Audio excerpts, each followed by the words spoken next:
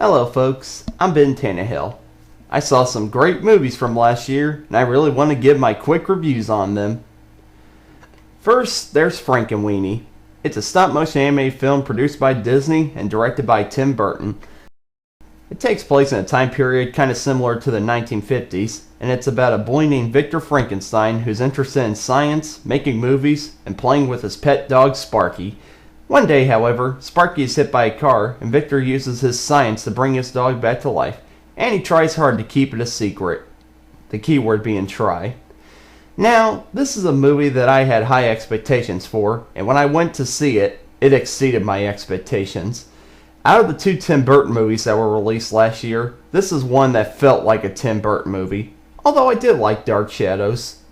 What? I thought it was funny. Anyway, what I love about this film is it pays a lot of tribute to classic horror movies. There are obvious references, like it being an obvious nod to Frankenstein, but then there are subtle references, like a Hammer Dracula film being seen on a TV. Next, it's in black and white. I love me some black and white. Next, the stop motion is brilliantly animated. I wish more stop motion animated films were made because they are so much fun to watch and appreciate the artistry that goes into making them. Finally, this is a dark movie. I know, that's not surprising coming from Tim Burton, but by Disney movie standards, they did use some of their guts in producing this. It just shows they're not worried about any angry letters they might get from parents complaining about the necromancy theme. Props to Disney for that. Well, I can't think of anything I didn't like about this movie, except that it isn't for a general audience. It takes a little while to build up, and if you're not used to Tim Burton's style of filmmaking, you're probably going to be weirded out. However, if you're not only used to Burton's filmmaking, but you love it, then this movie is for you. Next is The Pirates Band of Misfits. This film is about a pirate captain who is determined to become the Pirate of the Year, so he and his crew set off to London to where they meet Charles Darwin, who wants the captain's pet dodo, Polly, in order to win a Scientist of the Year award. This is another film that exceeded my expectations. I'm a big fan of Aardman animation, and I'm always excited when they make a movie, and they don't disappoint here. This is a movie that had me constantly guessing on what was going to happen next, and I was wrong most of the time, and that's a good thing. Also, like Aardman's other works, this movie is hilarious. It's got that humor that's kinda British, but it's tweaked to where it appeals to all audiences. And jokes that you think will have a payoff never do, so it makes them all the more hilarious. I didn't have any problems with this movie either. I enjoyed it all the way through.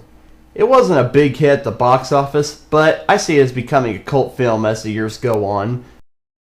So, if you like stop motion animation, pirates, or Aardman animation, this movie is for you.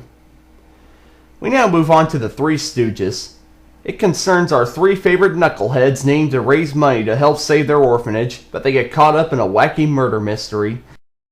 I'll admit, I was looking forward to this movie, but I'd be lying if I said I didn't have my doubts about it. I was afraid that this movie was going to focus too much on modernizing the Stooges and focus less on making the movie feel like the Three Stooges. Thankfully, I was wrong, and I was pleasantly surprised. This movie was so well done, it was scary. Thanks to the Farrelly brothers being huge Stooges fans, they were able to capture everything that made the Stooges great. The slapstick was executed perfectly, the sound effects were cartoony, and the verbal humor was clever. Plus, the movie contains quite possibly the longest and best choreographed Stooge slap fight ever. Also, this is how you bring back classic characters. The Stooges acted like themselves, but they were able to adapt to modern lifestyles the way you would expect the Stooges to react to them. However, I think the best quality for this movie is the three main actors. They do amazing jobs. If I didn't know they were playing the Stooges, I would think they brought the Stooges back to life. You can tell all three of them took their time watching classic Stooge shorts to study the characters and how they acted. They should have been nominated for Oscars. So, I thought this was a great movie, but I'd be lying if I said it didn't have its faults. The first 10 minutes were terrible, I'm not gonna lie. The child actors they picked to play the Stooges as kids did their best, but they just didn't do as good as jobs as the adult actors. Also, since this is a Farrelly Brothers movie, they add their trademark toilet humor to this movie.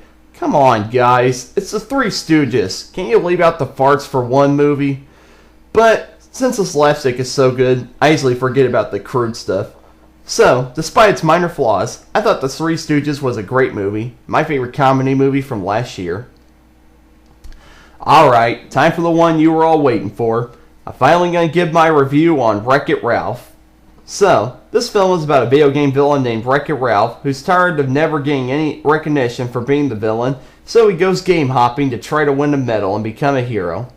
I enjoyed this movie. I really enjoyed this movie. Okay, I know I hark on CGI a lot, but I feel this is a movie that had to be in CGI. It's about video games characters, so they have to look like video game characters, and the animation is beautiful. There are a lot of bright colors all over this movie, and it's really pleasing. Plus, there's a scene everybody talked about when the trailer for this movie came out, and that's the villains meeting. Yes, it was as awesome as we thought it would be. This is something that I wanted to see as a kid in a movie, and it came true. I never pictured I would see these villains in a Disney movie. This movie is directed by Rich Moore, a former Simpsons director, and it shows. The animation is being animated as a 2D cartoon, even though it's in CGI. I'll admit though, it did take me a while to get into the main characters. These are those characters that don't start out interesting, and their character has to build as the movie progresses. And this movie pulled it off well. Yes, I love this movie. And I'm not the only one. People are saying that this is a modern day Toy Story. Actually, I think this movie trumps Toy Story in terms of creativity. With Toy Story, the toys come to life when their owners aren't around. But for what? Just to talk to each other about how much they love being played with by their human? In this movie, the video game characters actually have social lives outside of being played with. They have their own habits that they live by, and they don't see being played with as being their main goal. I think that is perfect. Finally, this movie made me feel young. I used to play video games all the time, but reality happened, and I had to sacrifice playing video games in order to fit in other things I'm interested in. However, this movie showed me why I used to love playing video games so much. It made me feel warm inside, which not many movies these days do. So, I love Wreck-It Ralph, and this is a movie that I'll be looking forward to sequels for. And it further proves that Disney can still make good movies and they don't need Pixar to do it for them. Well, there's a batch of movies I enjoyed from last year. I just thought I would give my thoughts on them so you can all stop asking me about them. Anyway, I've been Tannehill. Adios.